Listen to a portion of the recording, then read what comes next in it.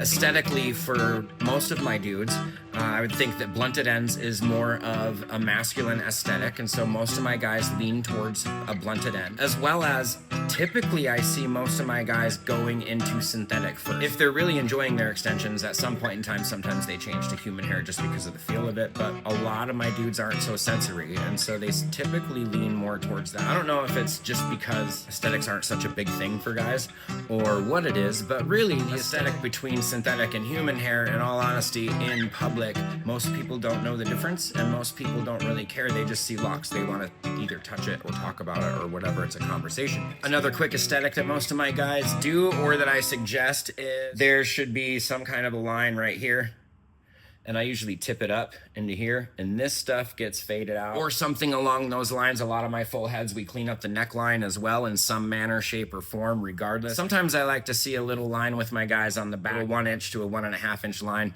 I think it's called a Brooklyn blowout in the back in the old days, but I really like that in the neckline if it warrants it. Sometimes it doesn't warrant it. Sometimes our necklines just have a nice line that always grows in, and then sometimes we have some neckline hairs that grow a lot slower than the rest of the hair on our head, and that kind of impedes a lock growth, gets it bubbly and weird and stuff sometimes. One of the things that I like to tell my guys the most is that you don't have to grow your hair out. We can start short. I could start my locks right now the slow and low way if I wanted to. I could also probably back comb and crochet little teeny spikes. Starting your hair at 4, 5, 6, 7 inches, really easy to do to give you little locks, right? And then from there they grow. I like starting shorter because we don't have such a process of swelling and contracting in there. So the time span between when we see our hair grow again, or should I say when we see our locks grow, is shorter, because typically that 1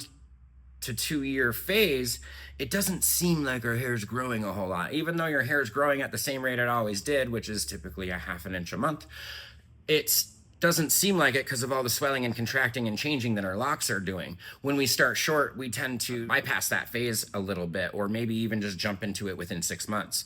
And so I enjoy starting short or even adding extensions short. The dedication to grow your hair out for a few years and then the dedication to go to locks is a really good proof that you're ready for locks as well. So that's a lot of journeys in there. I personally like starting short, and so that's probably what I'll be doing soon.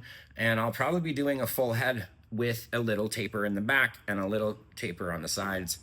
But that won't be until winter, most likely. Either way, guys, happy locking.